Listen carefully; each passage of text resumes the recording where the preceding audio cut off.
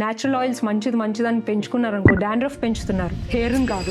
Hair wash అంటే weekly ఎన్నిసార్లు చేసుకోవాలి లేదా డైలీ చేయాలి? కొంతమంది డైలీ ట్వైస్ చేసుకుంటారు హెయిర్ వాష్, అంటే they consider it as a sense of cleanliness. అసలు వాషింగ్ ఫ్రీక్వెన్సీ ఏముండాలి? అది ఫిక్స్డ్ కాదండి, పేషెంట్ స్కాల్ప్ బట్టే ఎన్నిసార్లు షాంపూ చేయాలి వారంలో అనేది ఉంటుంది. ఆయిలీ స్కాల్ప్ వాళ్ళకి రోజు చేయాల్సి వస్తుంది ఒక్కొక్కసారి, డ్రై స్కాల్ప్ వాళ్ళకి వారంలో 2 సార్లు అని చెప్తాము. డాండ్రఫ్ ఉంటే కూడా డాండ్రఫ్ కి frequent washing will keep the dandruff under control. Week లో 2 times అన్నా మనం మినిమల్ హెయిర్ వాష్ చేయాలి. మీ న్యాచురల్ ఆయిల్స్ బిల్డ్ అవుతుంటే ఏంటి, it's a nice fatty meal for your dandruff to grow.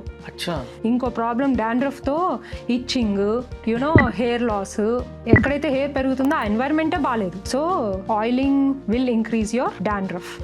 Natural oils should be, అదే dandruff కంట్రోల్లో ఉండాలి అంటే ఏం చెప్పాను, ఫ్రీక్వెంట్ వాషింగ్ చేయాలి.